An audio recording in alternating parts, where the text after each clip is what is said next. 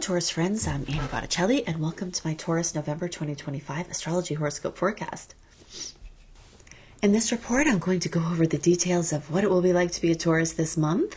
This is for you if Taurus is your sun sign, your moon sign, your rising sign, or any other Taurus placement you're listening for. What I'm going to talk about here is part of your astrological picture.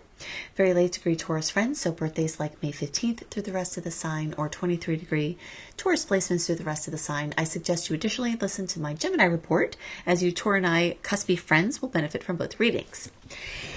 Okay, so if you are new to my channel, welcome.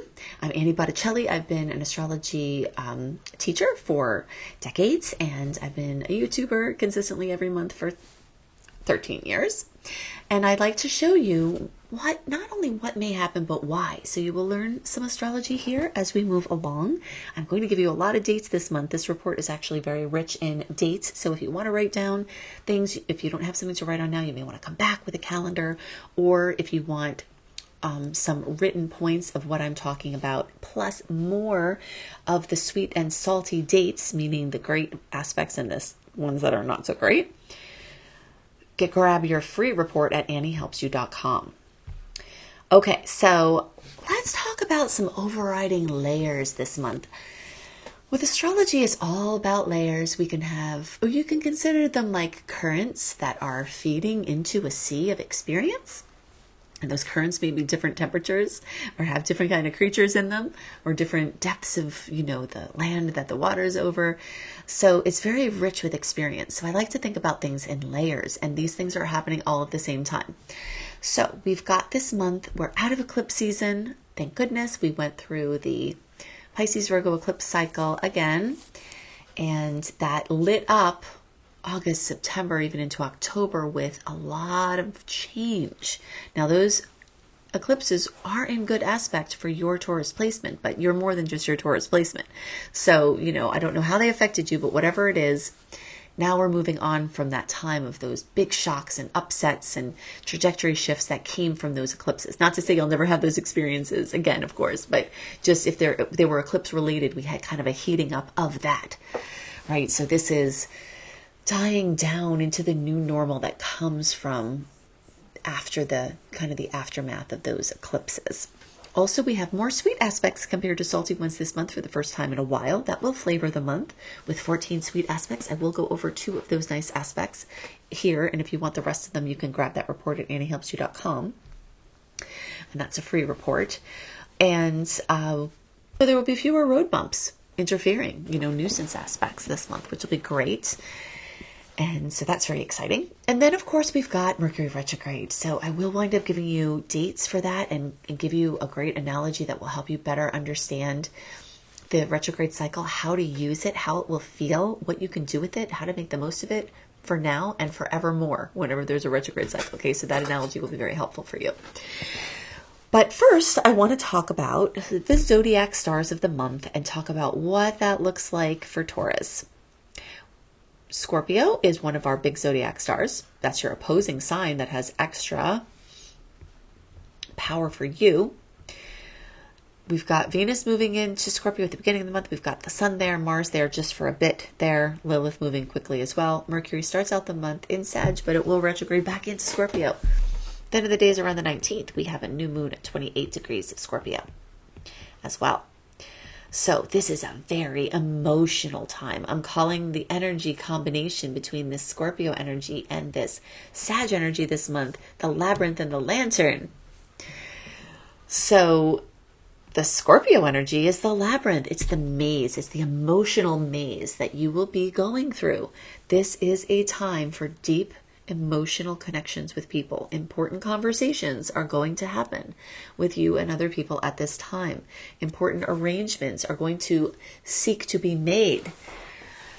But very important thing to know about these important conversations that you're having, they are underneath this Mercury retrograde cloud. So I think now would be a good time to go a little bit deeper into that story, and then I'll double back and come back to where we were, because this could be very relevant for those very important conversations you're having, because you are having them this month. This is big money conversations, big legal conversations, big, investing conversations, division or merging of finances, types of conversations, buying and selling things, investing, or like paying off things, or getting loans. This is, inheritances and wills. This is deep, important conversations are happening this month.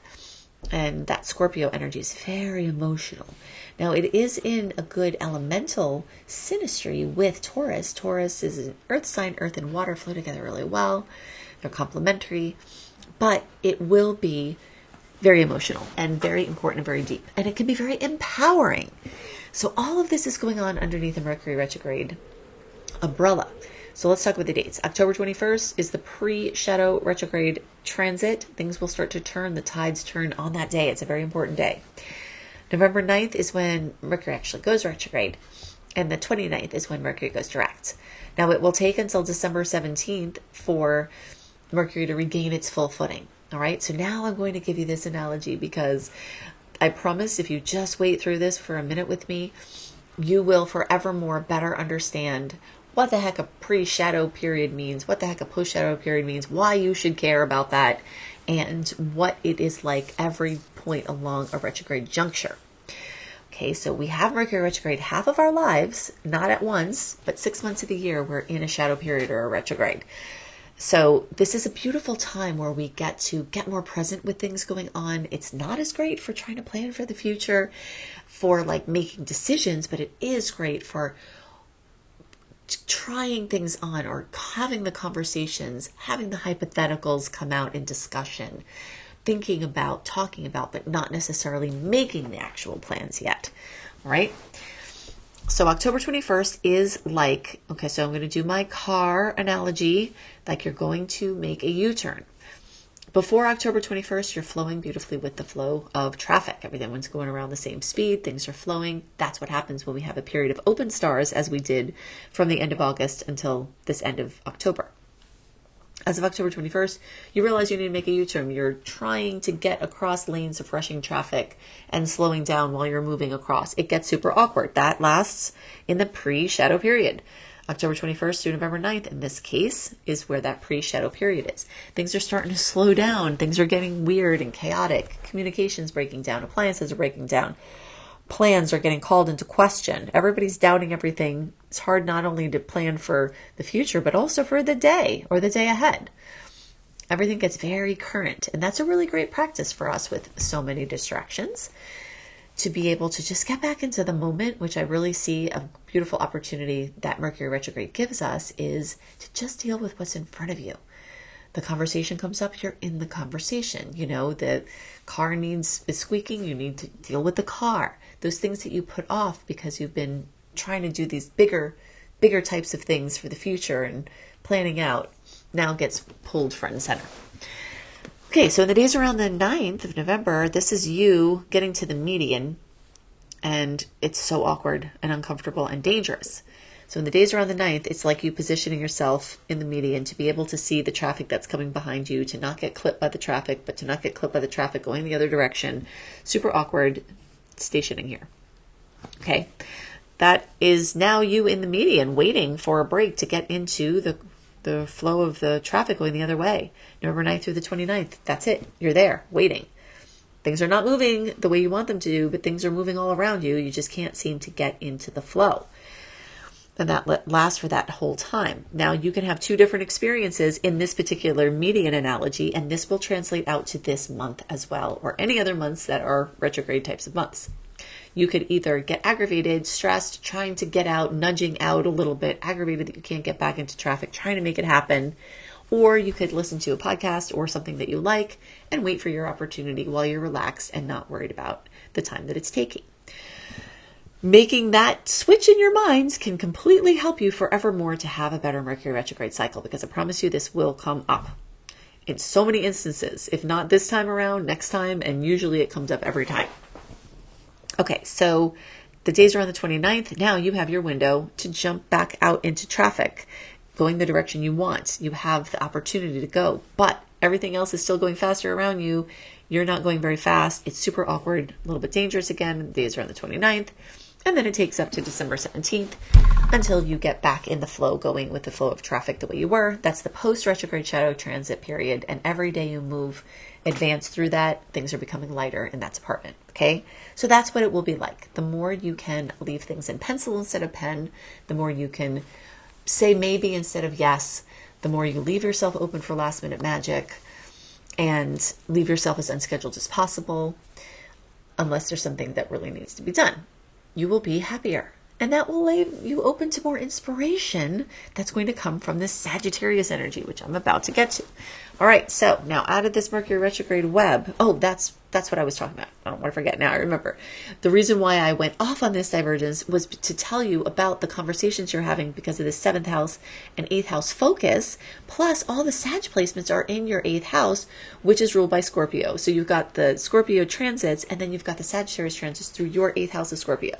So it's really intense, really emotional, really diving into the mystery of psychology and spirituality and, cryptic types of money systems and understanding the emotional labyrinth of yourself and people close to you. So when all those conversations are happening, it's important to remember this car analogy of what you're working with, because for the majority of the month, you're sitting in the median trying to figure out when you're going to have an opportunity to get back in the flow again. So these conversations are going to be happening during those times or that time. So you can see why possibly waiting, unless there's some necessity to do it sooner, the more you get away from the 29th of November and get more to the middle of December and beyond, the easier it's going to be to implement the information that you decide on from the conversations that you're having. Okay, so now we know all about the 8th house. All of this is going on. Let's talk about Sag. The sun around the 21st will get into Sag. Mars will get there from the beginning. Lilith is there almost from the first day. Mercury will be direct and then retrograde in Sag, then go back into Scorpio. Juno, Vesta, Estrella, all in Sagittarius. And this is bringing great optimism and creative solutions and the viewpoint of the bird flying overhead, the bigger picture. This will drive you to want to learn and expand your horizons and to expand your knowledge. This is a great teaching and learning series of transits here because Sagittarius rules that space. And so if you're a content creator, if you're working on a book, if you're working on other material, speaking, if you're wanting to learn something or, teach something, you can be highly, highly, highly, highly prolific at this time. And like I said before, there'll be a lot of inspiration. You don't have to be afraid to act on inspiration. Just remember that the tides are coming in. So if you have this inspiration, I'm going to do this. This is going to be my big next thing. And you try to push that thing out on the waves, they'll bump up right back to you. So if you're thinking, I'm excited about this, I want to try it on, that's perfect because the retrograde with the tides coming in are great for experimenting as long as you're not attached to the length of the outcome or the duration of the outcome or, the long-term nature of the outcome. You can try things on and then see the response you get. It's great for promos. It's great for beta, things that you're trying to just test. And then you may want to wait more into December for the big things when the tides switch and then the tides start going out in mid-December, and then whatever you put out on the waves will get carried far and wide. But this is also a great time for learning. So if you have a course that you have been neglecting that you're interested in, you may go on a bender. If you have something that you want to learn, you may decide to take a class at this time. One of the big themes of this month is zealotry, partly because of the excess of the Sagittarius placements from ruler Jupiter, also known as Zeus, the big excessive, ruler of the solar system there, or in ancient times. And you'll also have the obsessiveness of the Scorpio placements and your Scorpio house being lit up. So there's a lot of obsession and excessiveness at this time. You may need to fight a little harder to have balance, but you can get a lot done, especially if it's having to do with re-establishing, it's editing, you're redoing, you're reconsidering. It can be super productive. And while the fire of the Sag and the water of the Scorpio don't really flow super well together. They have a lot of resistance. They can make very productive steam. So this will be a steamy month in all regards. Romantically, very possibly, because of all of this Scorpio. Also very, very strong possibility for you. Okay, so let's give you some more dates. We've got, on the 5th, we've got your full supermoon in Taurus. Unless it's a blue moon, which it is not in this case, it only usually happens once a year, if that. Unless it's that, you only get one full moon in your sign every 13 moons around a year. So it's exciting. It's fullness, completion, fruition, possibly drama, possibly massive elucidation, possibly something hidden coming to light for better or worse, and some kind of accomplishment, some kind of triumph, some kind of victory, some kind of something throwing you into the limelight. The days around the 5th, look out for your big moment. And this can be really the first 8 to 10 days, really the 2 to 3 days before a full moon. We see a lot of activity. Super moons tend to see that stretch a little further in both directions. That's why I say at least the first week or so, maybe a little more of the month is going to really be full of this possibility of Taurus. Now, it could be anything that comes to fullness and fruition, but Taurus things are material. They're logical, they're practical, they're hardworking. I'm calling this a maker's moon. If you're a maker, you may accomplish something great. You may create your best work yet. You may get some publicity for the things that you make. And this could be a big financial juncture, a big financial accomplishment, or a material item. Also because, so that's, the sign of Taurus. For Taurus, the sign of Taurus goes through your first house of Aries. So there may be something about your physical body, your identity, your health, your wellness, from the perspective of your physical body. This could be something having to do with you being seen or your identity becoming more clear. So you may really have a breakthrough in your identity, what really feels true for you. The you that is you, not who you were programmed to be. You may shed a major layer of skin at this time, not just from this full moon, but also all of this Scorpio representation from the transits and your 8th house is really literally the snake molting out of its skin and going to its next size. It's also the phoenix rising from the ashes. So if you have been down in the dumps, this could be a point of exaltation where you are rising out of it.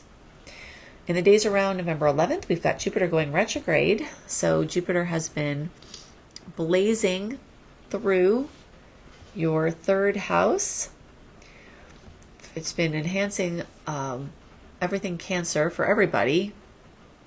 Homes, housing, family, your internal space, your sacred space, your emotional world. And specifically for Taurus, it's been enhancing your house of Gemini, which is more speaking, publishing, learning, teaching, more prolific communication and prolific expression, and also all of your relatives, aunts, uncles, parents, kids, anybody in the whole spectrum of family may have been having a lot of notable expansion, especially since June, possibly even a few months before then. But now Jupiter starts to slow down, so you may see some things that had been expanding in those arenas starting to backtrack. This may be a good thing because sometimes expansion can be a little bit stressful, even when it's exciting. But if it's slowing down and it's something that you didn't want to slow down, just remember Jupiter as the builder of skyscrapers, and when it goes in retrograde for about 4 months, starting now, then it just does its checks and balances to make sure the foundation is strong enough to hold the type of very tall, strong skyscraper that wants to be built in that arena of your life.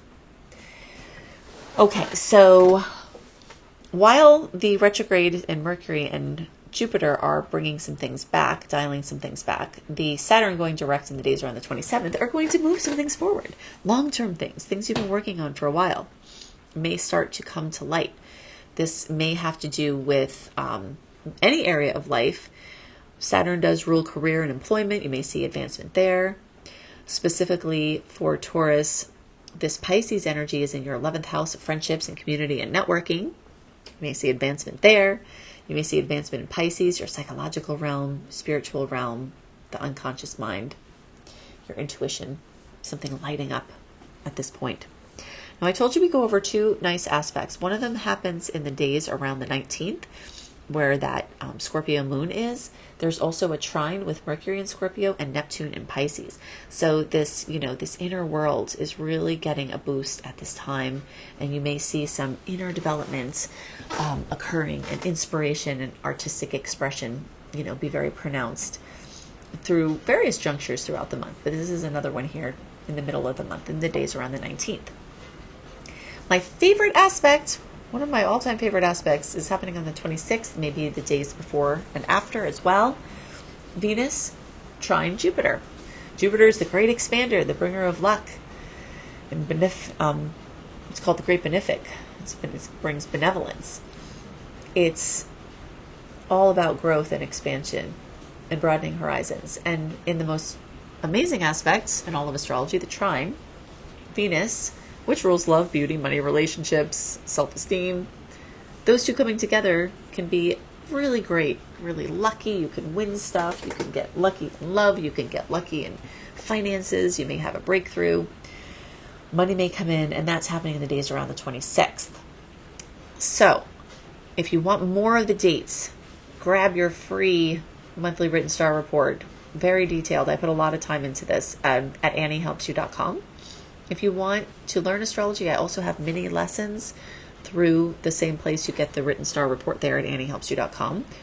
Mini astrology lessons monthly, plus you have access to the archives.